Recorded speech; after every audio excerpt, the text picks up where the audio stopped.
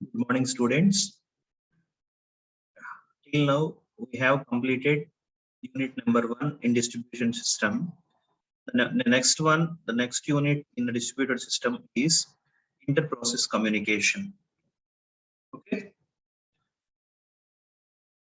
All you know about inter-process communication. This word we have heard so many times in operating system. In the computer communication, this inter-process communication, this is called as IPC. This mainly deals with the mechanism of an operating system provides to allow the processes to manage shared data. See here, inter-process communication means here the meaning is in it.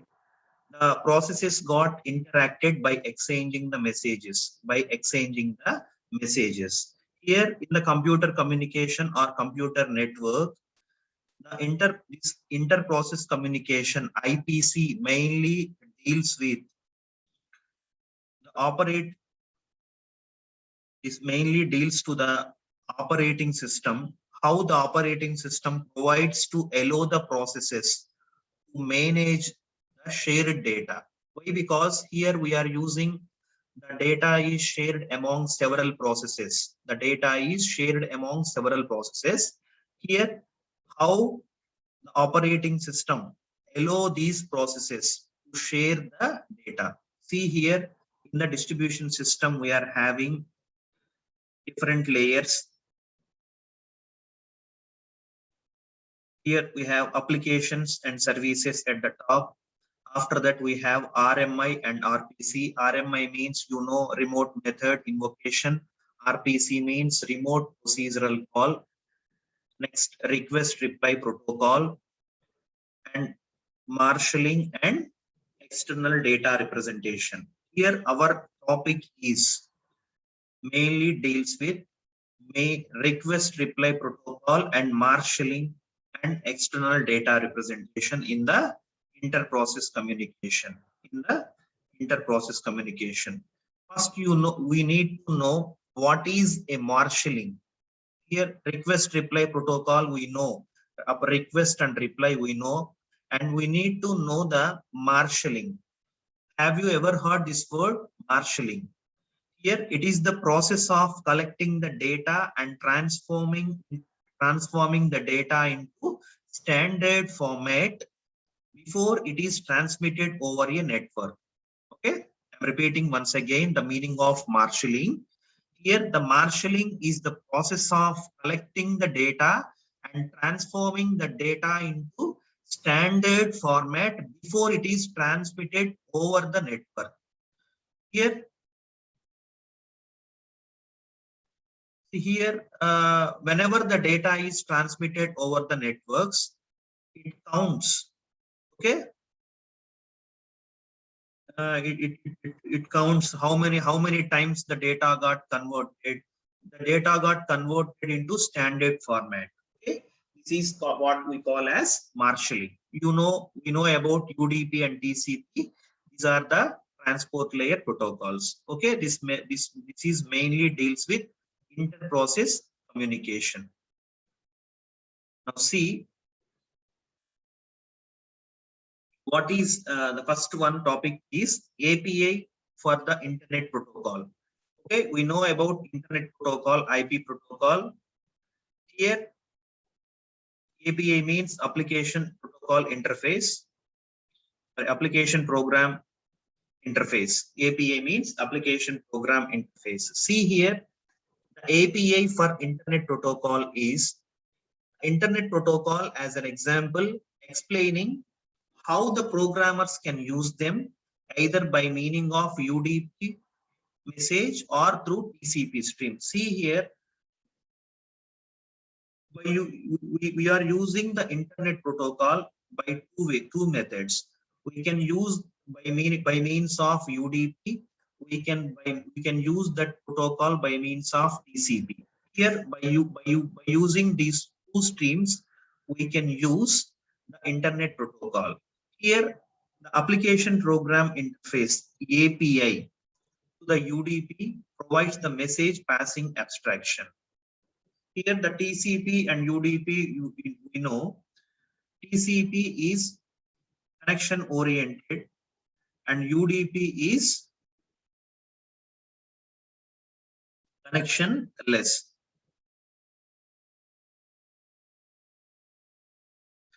Here what they mentioned, the application program interface to UDP provides a message passing abstraction. Okay, what is message passing abstraction? Listen carefully, students. Here, the message passing abstraction underlying the state changes that may be used in implementation of sending the messages. I'm repeating once again the meaning of here. First, listen the concept of this distributed system. The distribution systems have been called shared nothing. The distribution system is called for shared nothing systems because the message passing abstraction, what I mentioned here, this message passing abstraction hides the underlying state, the changes that may be used in the implementation of sending messages. Okay, it is the point. Next, the in means of TCP. Here, the application programming interface to TCP, the abstraction of two-way stream between pairs of process. Two-way streams between pairs of process. Two-way means request and reply. Two-way means request and reply. Here, they have called an example. Java, UDP, and TCP API are discussed in the previous sections. Okay, we are using Java, how Java UDP and how Java TCP are using the TCP, we are used the TCP means and UDP means. Here, first we need to understand what is inter-process communication and what are the characteristics of inter-process communication. How the minimum thing we need to know how the inter-process communication, right? How the processes got communicated. Here, the processes got communicated by passing the messages between the pair of processes. Among the pair of processes, these processes got exchanges messages. See here the first point. The message passing pair of processes can be supported by two message communication operations. One is send operation. Second one is receive operation. Okay. First, in the next point, here we are having two forms: synchronous form of communication and asynchronous form of communication. Here, in the synchronous form of communication, both send and receive are blocking operations. Both send and receive. Okay, the same concept you have listened in the operating system. Just read the point.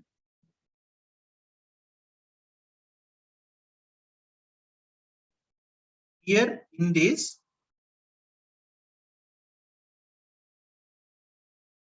synchronous form of communication, both send and receive are blocking operations.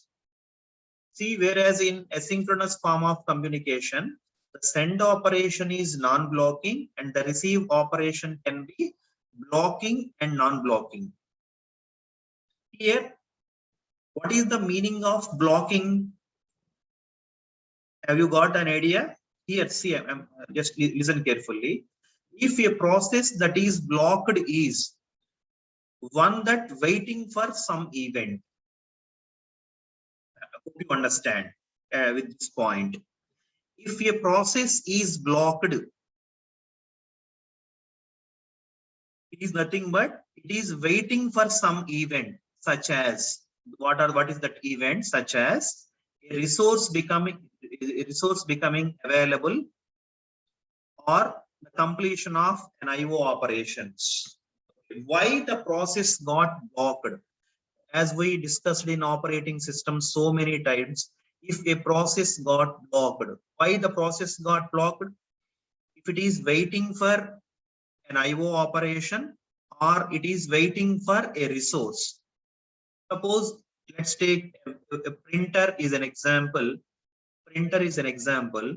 If some other process is using the printer, this message, the requested process got blocked and waiting that resource. Okay. Here, in synchronous form of communication, both send and receive are blocking operations. In asynchronous, the send operation is non-blocking. The send operation is non-blocking, means waits for nothing. Asynchronous, non-blocking means the process waits for nothing. And the receive operation, sometimes it will be blocking and sometimes it will be non-blocking. Here, see the next point. A non-blocking receive is more efficient but more complex. Here, in the asynchronous form of communication, receive operation can be non-blocking and blocking. As in this point, they are saying the non-blocking receive is more efficient but more complex. Non-blocking receive. Okay.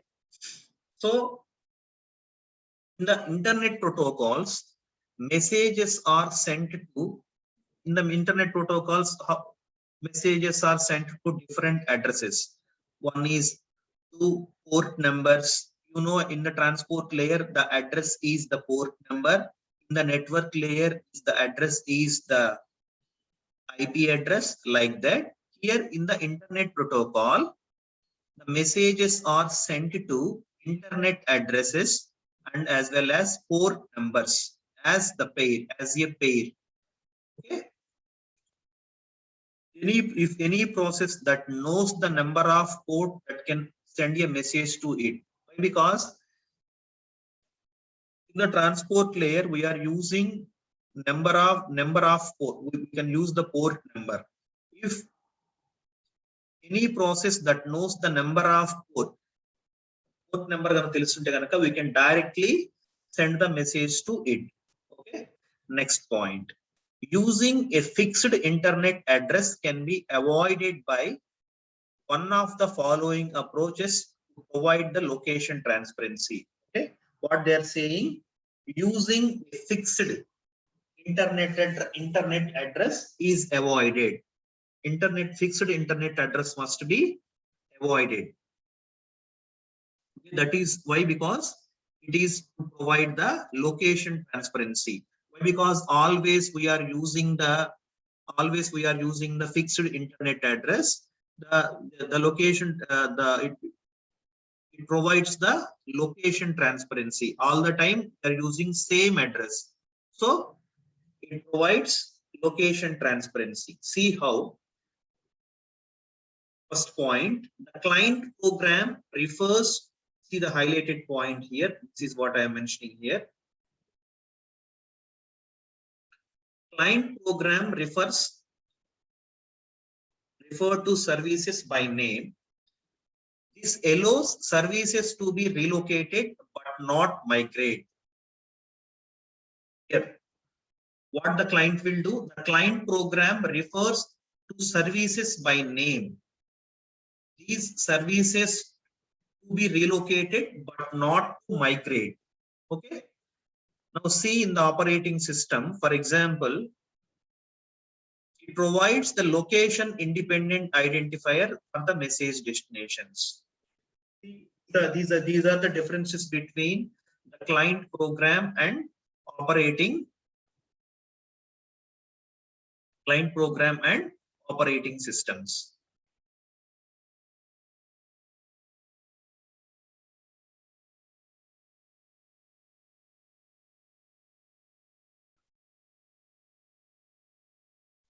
The next last point, Messages can be addressed to processes in the V system.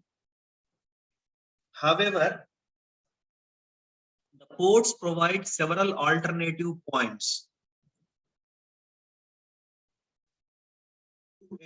Alternate points of entry to a receiving process. Okay, see here, what is the meaning of this point? What is the meaning of V system? Have you anyone knows what they are saying? Messages can be addressed to process in the V system.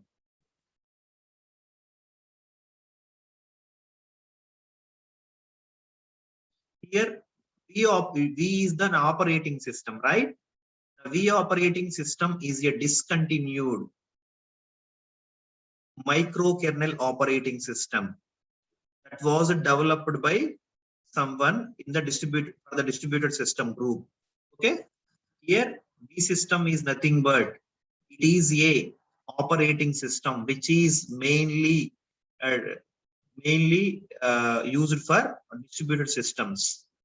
Okay, in that system, the ports provide several alternative points to entry of receiving process. Here, all these till now I told is very simple. Here I am dealing with inter-process communication. In this inter-process communication, here the processes can send and receive. Okay, it will exchange the information by using two methods. One is send and receive. In synchronous method, we have some process. In asynchronous method, we have some processes.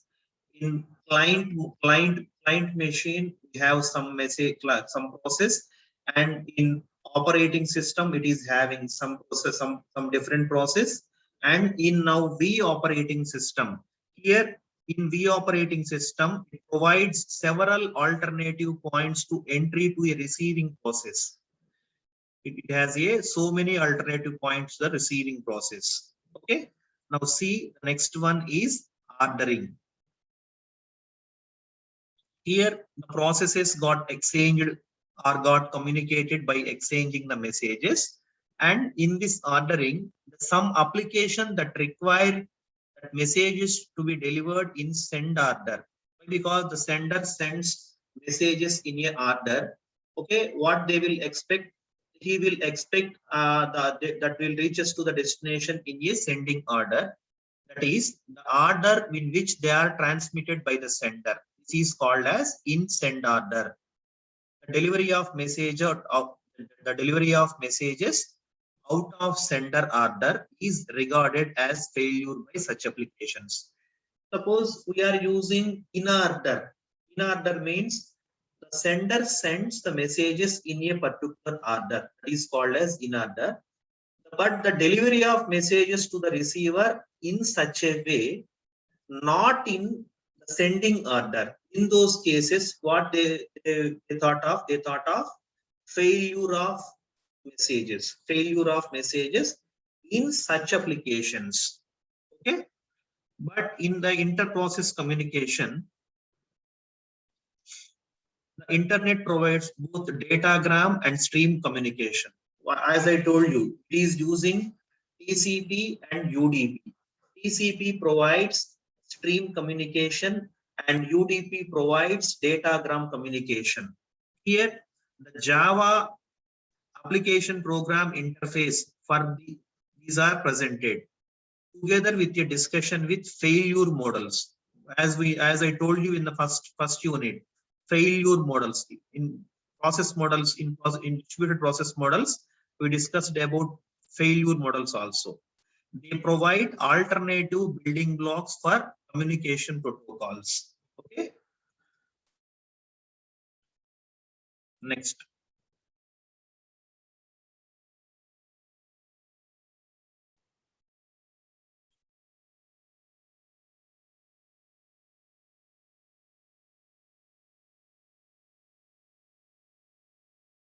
After ordering, message destinations. Here, what is the message destination? A local port is a message destination within a computer specified as an integer. Here, here the processes got exchanged the messages. Then what is the message destination? The message destination is a local port number. It is a port number in a message destination within a computer. The value is integer value. Next, a port has exactly one receiver but can have many senders. A port has an exactly one receiver but can have many senders. Okay, this port number can receive only one, it can send many. Okay, it can have many senders. Okay, by many senders means by using this port number we can send many, but only one, exactly one receiver. Here we are having only exactly one receiver to this port number. Next, reliability. In the inter-process communication, a reliable communication is defined in terms of validity and integrity. Here the validity is very important. A point-to-point message service is described. A point-to-point message service is described as reliable if messages are guaranteed to be delivered without dropped or lost. Here, which type of message delivery? Point-to-point. Point-to-point message delivery we are using, and this is the suggested case, and this can be said reliable whenever the messages got guaranteed to be delivered without any failure. Coming to the second one is integrity. Integrity means in database management systems also we got in the ACID properties, atomicity, consistency, integrity, and durability. Integrity means in the transmission, the message or data remains unchanged. Unchanged means if it should not be corrupted. See here in the integrity, the messages must be arrive uncorrupted and without duplication. Okay, that means the message should reach only once without any corruption. If it reaches more than once, it is said to be duplicate, and if it is corrupted, it is not integrate. It is not following the integrity. Here, for this, some application require the messages to be delivered in send order. I told you send order. The order in which the sender sends the data is called as the send order. Okay, this is what the reliability. The reliable communication is defined in terms of both validity and integrity. Validity means within the time. Within the time, it should be reached. Integrity means it should not be changed. It should not be duplicated. The next topic.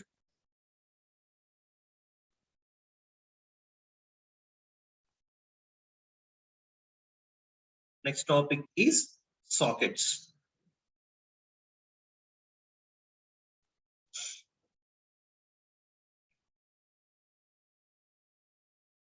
As of now, we have discussed about what is inter-process communications. What is inter-process communications and what are the different properties of inter-process communications.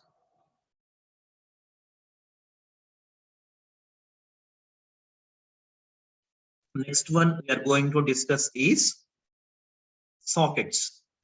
Then what is the meaning of socket here? Have you most of the time heard about the socket? Just I will introduce what is socket. That is the purpose of socket.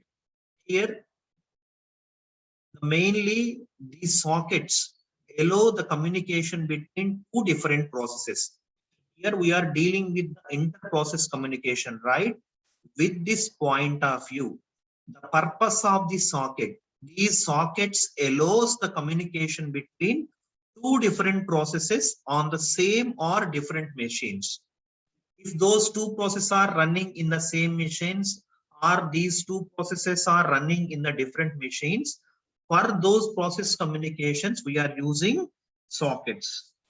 Okay, there is nothing but in the other way, the simple way we can say about the socket is it's a way of talk to other computers using the standard Unix file descriptors. Okay, okay. See here in the concept of sockets, both forms of communications. Here, stream communication and datagram communication. In the sockets, both forms of communication. One is UDP, datagram communication, and TCP, stream communication, uses these socket methods, which provides endpoint for communication between the processes. That is what I told you. Endpoint for communication between the processes. Here, see here in the sockets, the first point here I'm highlighted. A socket provides endpoints for communication between processes. See, I will show you how. Here, a socket provides endpoints for communication between processes. Next, a socket must be bound to a local port. A socket must be bound to a local port.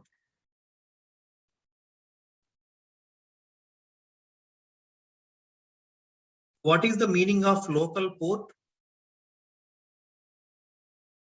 What I told you, a socket must be bound to a local port. Here, it is used to local port is used to connect the local computer to the another server. Local computer to another server. Okay. A socket must be bounded to local port. Next one, socket pair. Here, a socket pair. What is the pair of socket? Local IP address, local port number, foreign IP address, and foreign port number. Uniquely identifies a sockets pair. Uniquely identifies. See here.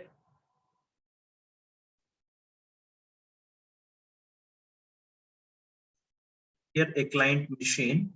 This is a socket. The internet address we are using, it is an internet address, IP address, and it is a, see here we have client and server. Here at the client we have socket, at the server we have socket. That is the reason why what I told you, how I defined the a socket. It provides endpoint for communication between processes. Here, client processes and server processes. Client process and server process communicated. So here one socket is here and one socket is here. These are the ports. These are the ports. It can use any, it can bound to a local port. A local port is nothing but it is connected to server. It can use, these are the local ports. It can use, it can connect the server. Okay. So this, the client and server got exchanges. This is the any port the client can use, and this is the agreed port. So this agreed port only, this socket got connected with the server socket. Okay, this is the agree port and this is the any port, and these are the other ports we have.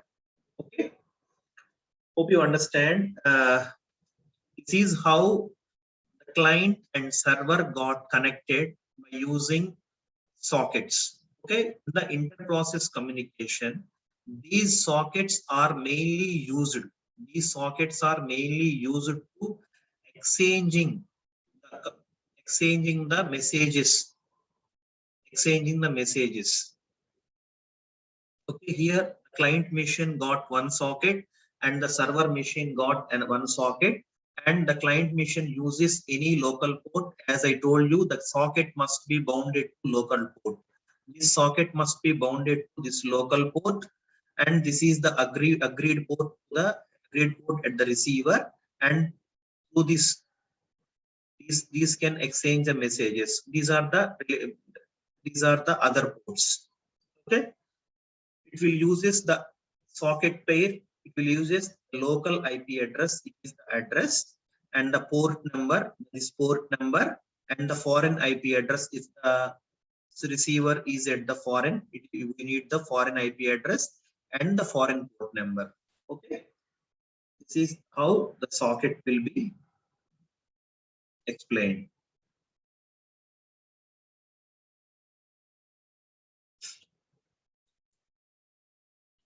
Next topic, Java API for internet address. Java API for internet address. As you know about Java API, API means application program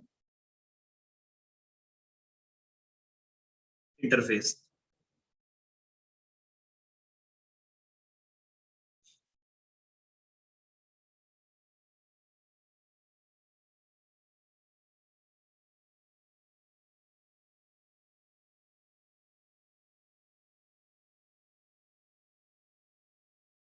See here, as the IP packets are underlying UDP and TCP are sent to internet addresses, as I shown you in the above diagram.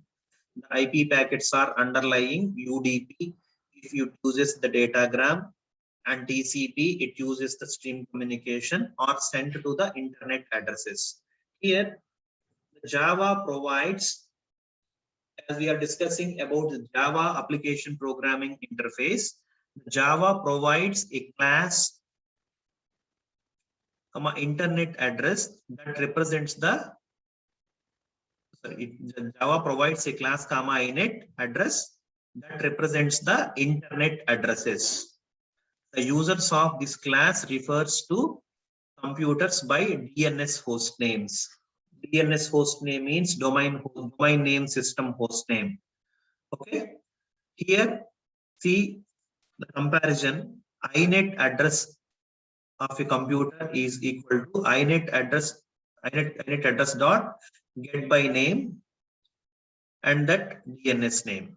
This method throws the unknown host exception. Okay. In the tomorrow's class, we'll go for the continuation